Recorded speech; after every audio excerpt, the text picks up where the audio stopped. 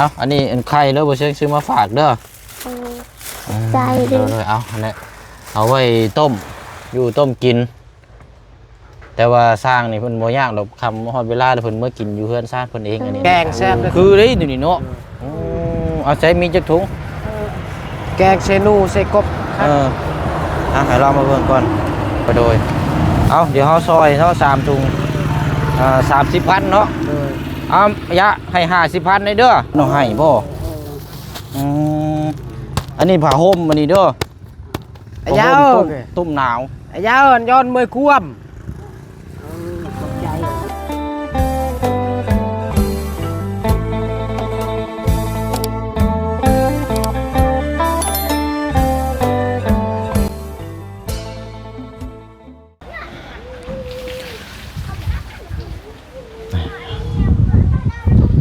ครับทักทายสบายดีและสวัสดีพ่อแม่พี่น้องเบิดสุขุสุคนเด้อพี่น้องเนาะ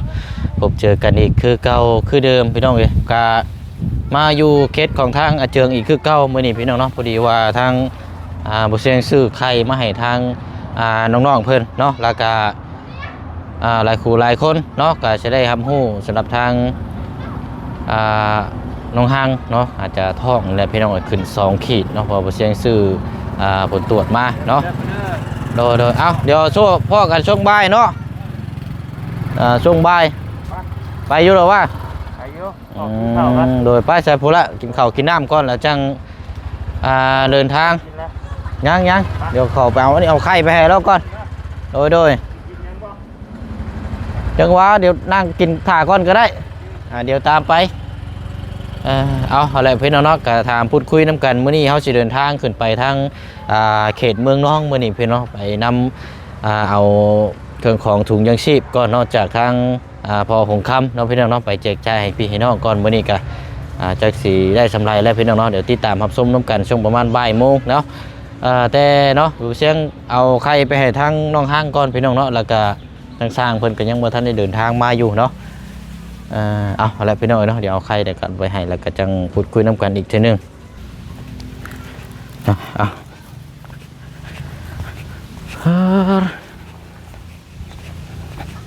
มือเนาะจะได้ขึ้นคือตัวนี้พี่น้อยเนาะสร้างเพิ่นแจ้งมาเลยเดี๋ยวช่วงแรงเอาเสียงก็จะได้ซื้อน็อตซื้อน็อตมาให้ทางสร้างไว้เพิ่นจะได้จับคือเนาะน้องห้างอยู่ซ้ายเบิ้งขึ้นไปเบิ้งเฮือน้อยก่อนยังไงเนาะใช้เจืองเลยไปใช้ก็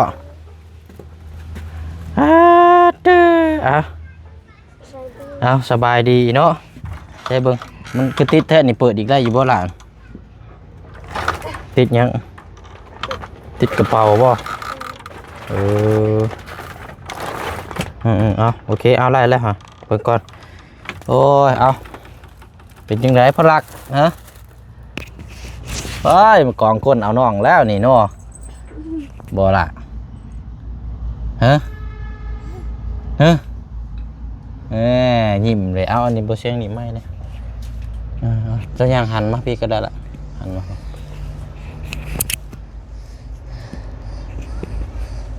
ไหนบ่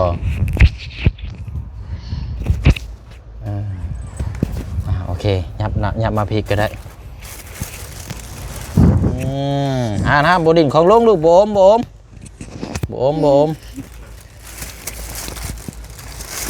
เอาอันนี้ไข่แล้วบ่เชียงซื้อมาฝากเด้อใจดิเอาอันนี้เอาไว้ต้มอยู่ต้มกินแต่ว่าสร้างนี่เพิ่นบ่ยากดอกคำฮอดเวลาเพิ่นเมื่อกินอยู่เฮือนซ่านเพิ่นเองอันนี้สร้างบ่ยากดอกแต่อันนี้บ่เชียงซื้อมาไว้ให้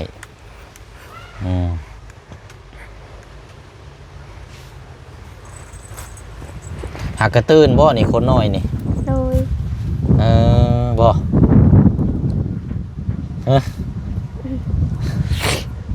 ยิ้มเนาะเนาะ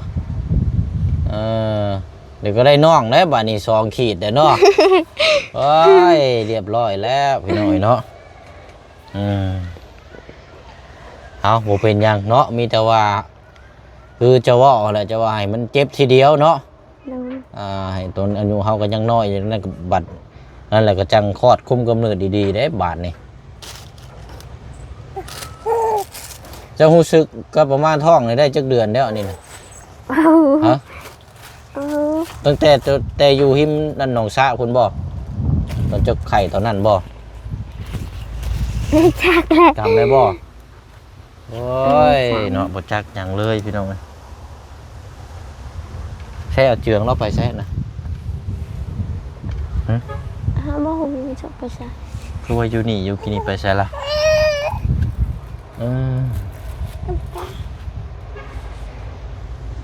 ไปอยู่เนาะบัดอยู่นี่มันเกิดห่มเนาะ โดย คือเย็นในจักหน่อยอากาศก็บ่ได้ร้อนพอปานใดเพราะมันเย็นๆแน่เนาะประดักได้น้องแล้วบัดนี้เลี้ยงน้องแล้วเจ้าวันนี้เนาะโอ้ปีท้ายปีด้วยแหละนี่พี่น้องนะสิเว้ากัน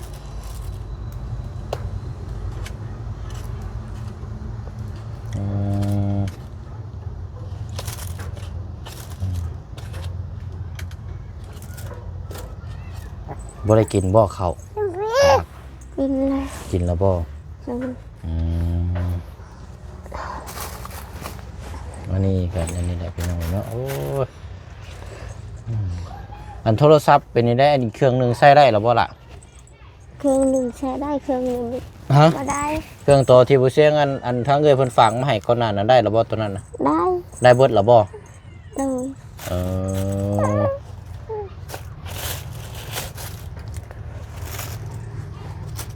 อืมเดี๋ยวได้เบิดการสากแวดอยู่นี้เนาะ โดย ทางสร้างเพิ่นเอาไฟดึงมานี่อยู่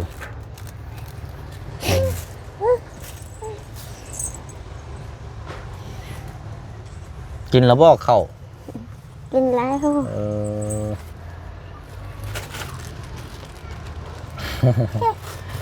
เฮ้ย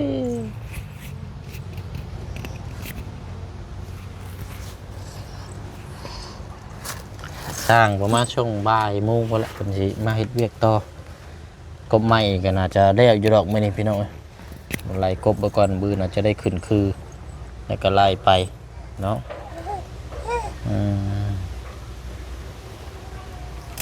ใจนี่ใดอันเป็นไข่ได้เศร้าแล้วบ่ล่ะ เช้า ฮะ เช้า เศร้าแล้วบ่ อืม บืนเพื่อนี่ไข่อีกนี่เขาเบิ่ง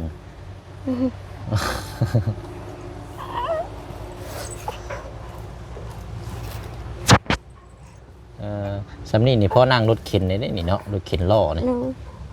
พอเห็นเรานั่งดินนะพอผมเมย์บ่นั่งอุ้มไปตลอดเพอผมเมื่อยอย่าไปจับเลยเด้อใช้รถน้อยจะได้รถยู่เจ้าอยู่ใช้บ่ ป้าร ถน้อยอันลุงเพิ่งซื้ออยู่ใช้มาอันเด่น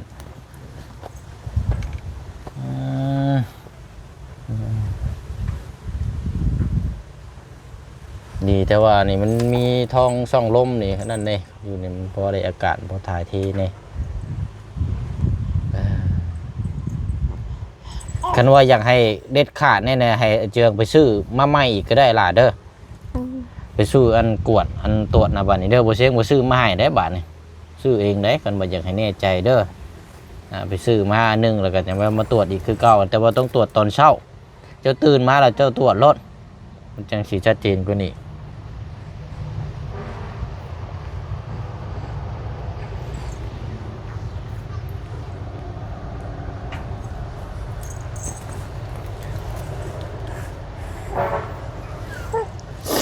ใช่เอาเบิ่งเนาะทางเจืองไปทางใดเด้อพี่น้องเนาะ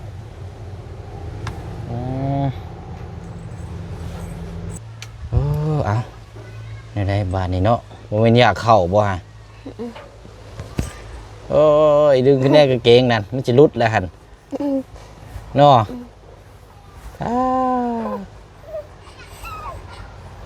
เดี๋ยวช่วงแรงๆพอแล้วเดี๋ยวสิเข้ามาหาใหม่อีกทีนึง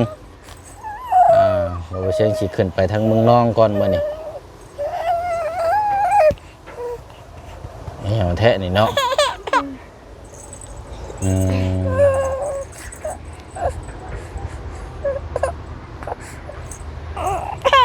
บ่แม่นอยากนอนบ่ โด อ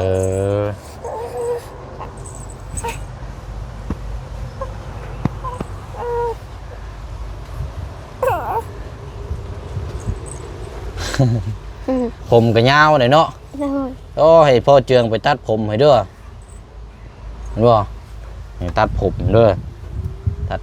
มันจะได้เย็นหัวหืม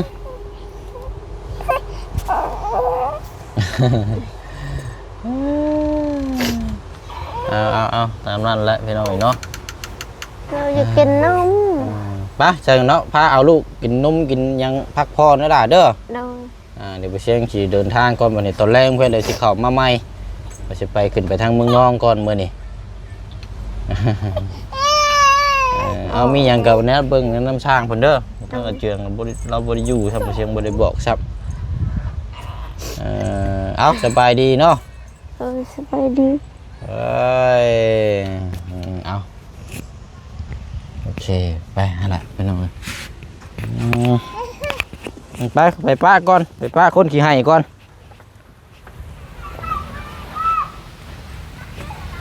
เอาก็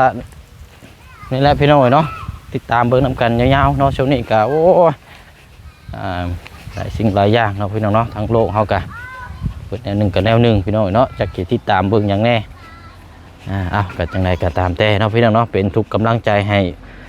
เบิดสุขุสุคนนะพี่น้องเด้อเนาะเอากลับออกมาข้างนอกพี่ก่อนพี่น้องเนาะโอ้ยจังว่าพ่อจังว่าบ่เห็นมายังก็ ไปซื้อนม โอ้เด้อสบายดีเนาะ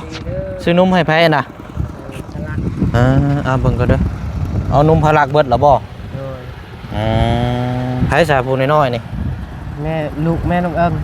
ผู้นี้บ่ โดยเรา ผู้นั้นก็แม่นบ่ โดย โอ้ยเนาะรถซาเล้งมาจะใช้อันนี้ใช่ละ รถหมูพ่อเรา หมู่พอนางนี่บ่โอ้ คักอยู่ได้นี่ก็เนาะ โดย ใส่นมชื่อจะกล้อง กล้องหนึ่ง รถตัวยึดเนาะ โดย อ๋อกล้องเท่าไรนี่นะ แซมซี่ 140,000เนาะ โดย คันว่าอันเอาซื้อเป็นกล้องใหญ่ด้วยนั่นคือสิถือกว่านี้อยู่กล้องหนึงมันมี3ถุงเด้คือถือบ่เสียงซื้อมาให้นะตอนนั้นมัน200,000ปลายนึงนั่นบ่300,000ครับ โดย แต่ว่ามันสิเป็นกล้องแบบอันนี้โอ้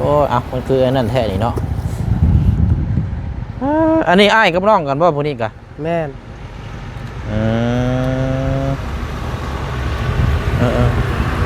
อ้ายเข้าไปนะกินนี่ก็ไป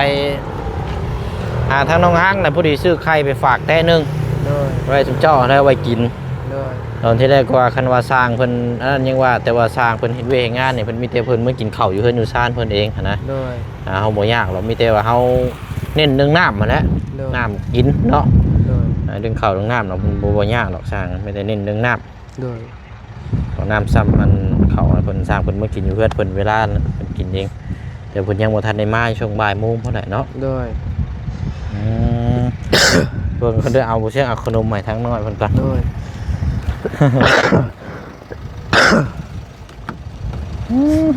แป๊บหนึงไปหน่อยเนาะโอเคนี่ก็เอาบ่ขนมลูกฮะเอาบ่น้องเอิงยังบ่ทันสบายดีปะลุงเด้นี่เนาะ สบายดี สบายดีก็ลูกนางนี่เก่งเด้นางนี่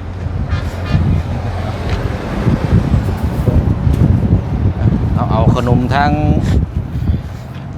พอดุงเนาะทางพอหงคำพี่น้องเอ้ยเสียงติดรถไว้เอาเจิงโดยขอบใจ เอาแก้ให้ทางลานเยอะฮะ โดย แก้ให้ไปรถพากันกินเบิ่งเยอะ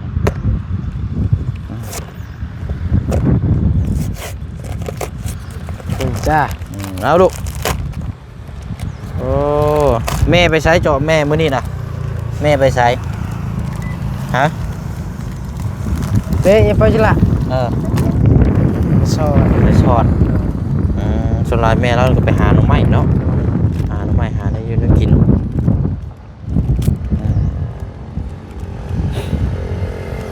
เนาะนั่นแหละแซ่บบ่แซ่บอยู่บ่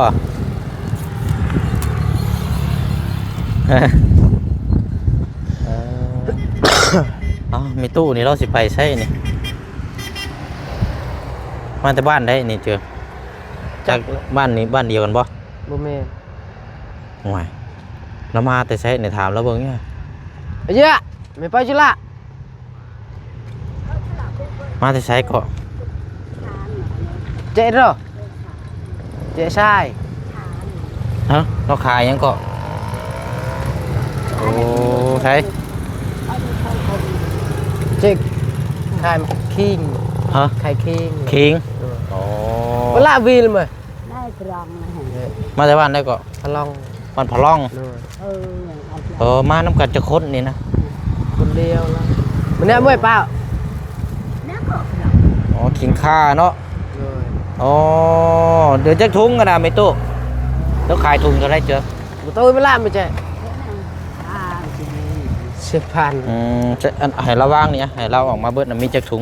ไม่เลือกให้สิตู้อีกที ละเอาหนึ่งชูหนึ่งกัน จักถุงอ่ะก่อนเจ็บโอ้มันยังซานี่ โอ้ตัวนี้แกงแซ่บ คือได้ดูนี่เนาะเอาใช้มีจักถุง แกงเซนูใส่กบ ให้เรามาเบิ่งก่อนเรายันเนาะไม่ตู้เนาะมาจากบ้านพะล่องโอ้เอามาเบิ่งรถอันนี้ก็ขายคือกันบ่10,000คือกันเนาะ ไม่เคยคนพี่เธอ มันยังจะห่อข้าวบ่นี่น่ะห่อข้าวมากินบ่ ขปนเรามาให้ คนนั้นคือคนที่คือ จักถุงแล้วเราขายได้นะเจอถามเลย ขาย เรามาขายได้จักถุงแล้วนะ ไม่เจ๊สิตู้อีกนะไม่เจ๊ เจ๊ ไปตรงนี้น้ำเจ๊ 3ทุ่ง 3ถุงโอเคเอาอันนี้บอกเราอยู่บนเชียงสีซอยแล้ว นายอันเจ้าช่วย โดยไม่ตู้3ถุงเนาะเบิ้งเจ้าจับกล่องไงครับโอเคไปลองดูก่อนมีเงินให้เราก่อนเนาะโอ้เอาโอเคเอาอันนี้หายากเด้นี่เนาะ แม่น เจ้าว่าเป็นคนหานี่ไปหาเองบ่ ลานทุกมาในทุกแน่ตา ลานแล้ว อ๋อลานเราเนี่ยไปบุนั่นเลยมองบ่เห็นได้นี่เนาะ ลาน โดยเอาเดี๋ยวเขาซอยเขา3ถุง30,000เนาะเอายะให้50,000ได้เด้อโดยเอาเขาให้50,000เลยให้ คือบัตรไม่ไปชิดมันย้อนไม่บะชอบชิดมันตื่มบัตรชิดเงินขอบใจอัน โดยบ่เป็นหยังไม่โตอันว่าอันเราสิเมื่อเลยบ่อันถามเราอยู่จ้ะ เมื่อชูเลยเราเมื่อเลย เมื่อเลยบ่เอาจังซี่ก็ได้ซะเนาะเดี๋ยวบ่เชียงมีถุงยังชีพอยู่เดี๋ยวสิให้ทางอายะ เลย จังไดก็ได้ให้เอาเมื่อให้ได้เนาะได้อยู่บ่ถามเราอยู่คิดว่า เต้ไม่ได้ชูคนเอาอันนี้ ซื้ ย้ อ อน ซอยแล้วก็สิเอาเครื่องมอบให้เอาให้ฟรี ย้อนไม่เครื่อง เอาอยู่เนาะได้อยู่เนาะ เต้ไม่ชูเบาใหญ่ป่ะ ฮะ เบาใหญ่ป่ะ บ่ธรรมดานะ ธรรมดาได้แล้วเหรอ เอาได้อยู่ดอกเนาะเอาถ่ายอยู่นี่แป๊บนึงเด้อเดี๋ยวเอานี่เอามาไว้รถก่อนไปมาพี่เอา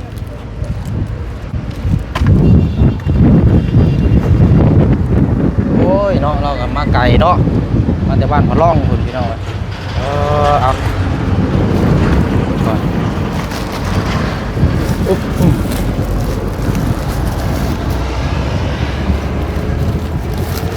อเคเอาเท่านั้นแหละพี่น้องเอ้ยเนาะอันนี้ผ้าห่มนี่แหละได้อยังมั้งเจิงเนาะ ด้วยได้อยู่ เรายันอันนี้ได้มาพี่ก่อนเอานี่เอาก้าวเมื่อได้อยู่บ่ เมื่อวันนี้ เจ้าเสียเอาเมื่อได้อยู่บ่นี่ ทางนั้นเนี่ยก่อนเลย เอามาเอาถุงมาเขาสิยัดใส่ให้นี่แก้มา มีหลายอย่างมีแต่แนวกินได้นี่พี่น้องอยู่ในถุงเบิดนี่แหละเนาะเอาฮู้จักกันนั่นแหละเอามาใช้ป้อมันยังกระปุ่นมาแต่ใช้ไผเอาให้นี่นะเพิ่นเอาให้บ่อันนี้ผ้าห่มอันนี้เด้อ ไอ้ยาว ตุ้มหนาว ไอ้ยาวย้อนมือควม เลยเอาใส่ในนี่เด้อเอา อะไรเนี่ยเอาจังหลัง แล้วเอาโยกเลย เอากระปุ่นเจ้าเข้ามาในนี่ใส่นี่มันสิเฮียเอาใส่ดูโอเคเอามัดไปโดนเนาะมันสิเฮียเนาะเอาโดยมีตู้บ่เป็นหยังซอยเราแล้วก็ให้ฟรีอีกอันนี้เด้อเอาอะไรบัดนี้ให้เราเมื่อค่อยไปค่อยเมื่อเนาะเบิ่งรถเบิ่งล่างเด้อไปยะเดินทางบัดนี้เด้อเอาสบายดีมีตู้เด้ออยู่ดีมีแห้งโดยเอาใช่ทุกคู่นักอยู่ได้อีกโน่เลยบ้านพะล่องเนี่ยเข้าไปทางตาดสะเลนมันมอดเจอโดยแม่นเนาะยะเขาใส่มันให้เรียบร้อยเลยยาวตุกมีบอยมากู้เด้ยได้บ่ไอ้ยาวเอากล้วยกี้ฮัมโดยมีตู้โดยเอาไปคอยมือเด้อเบิ่งรถเด้อโอ้ยขายตาวขายวายแล้วกันเนาะคืออัดแล้ว โอเคล่ะมานี่เดี๋ยวทั้งกระเจิงช่อยมื้อนี้พี่น้องเนาะโอ้ยผู้เราเนี่ยขอบใจอยู่พี่น้องเนาะโดยเอาเนาะเอาก็ถือว่าเอาได้ช่อยทางมีตู้เราเนาะวาย3ถุงแล้ว10,000มี3ถุงแต่บ่เสี่ยงให้เลยให้เกิน50,000พี่น้องแล้วก็เอาถุงยังชีพจากทางพอของคำเนาะทางระยะเมื่อเอามีแต่ว่าช่วงตอนแรกเด้อเจิงเด้อเดี๋ยวอ้ายเข้ามาเด้อเพราะว่าฉันว่าสิเข้าไปเมืองน้องมื้อนี้ไปแจกเครื่องคองนี่แหละเด้อคันมีวันเวลาโอกาสดีๆว่าจะรับเจ้านะครับไปแจกจ่ายน้ำอยู่แต่ว่ายันมาเบิ่งทางสร้างนี่แหละเนาะยันมาเป็นหันเป็นนี่มาเนี่ยเพราะได้แน่เจ้าของเงินซานอยู่เนาะบางเธอทีมงานอาจจะเดินทางขึ้นมาเมื่อนี้แน่เขาบ่จันเขาบ่บุญเนาะลองหับเบิ่งไปฉลาดเด้อสบายดีโอ้ยไปเนาะเดี๋ยวไปพาด่านหมดเลยก็ได้นี่หมดแดดเด่นนี่เนาะสบายดีก่อนลูกสบายดีก่อนทางนั้นเด้เก่งเลยแต่ละคนกันเนาะไปคอยเมื่อเด้อ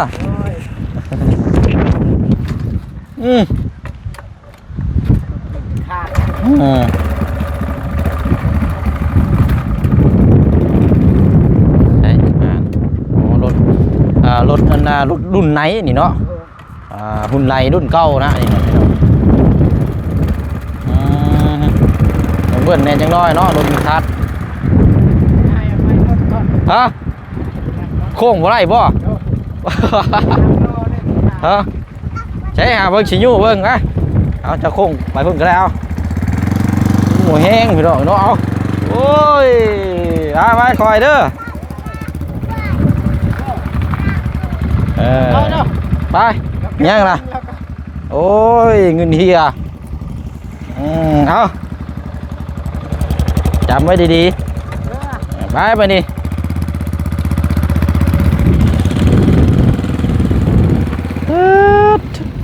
แล้วพี่น้องเนาะ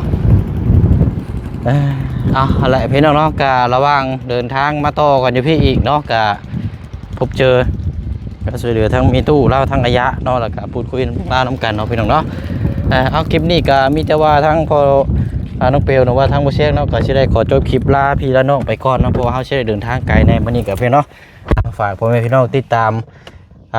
เบิ่งน้ำกันเด้อมื้อนี้กับพี่น้องว่าสิเดินทางไปฮอดไสแน่มื้อนี้พี่น้องเนาะตอนนี้ก็บ่ายเที่ยงเนาะสิเข้าบ่ายโมงแล้วพี่น้องเนาะไปเนาะขอบมุกขอบใจขอบบุญขอบคุณสาธุโมทนาบุญกับทางผู้ใหญ่ใจบุญเด้อเนาะทางพอหงคำพี่น้องเป็นถุงยังชีพเป็นอีกชุดหนึ่งเนาะมื้อนี้ก็ได้มอบให้ทางอายะเนาะเราขายเครื่องขายของเขาก็ได้สนับสนุนเอาเงินส่วนโตซอยราคาเป็นถุงยังชีพจากทางผู้ใหญ่ใจบุญนี่แหละพี่น้องเนาะสมทบซอยกัน เอาอยู่ดีแม่งร่ำรวยทางผู้ให้แล้วก็ทางผู้รับทางผู้เบิ่งผู้แยงเบิดสู่ขู่สู่คนเนาะพี่น้องเนาะไปแล้วเนาะพี่น้องเนาะบ๊ายบายเด้อเนาะสบายดี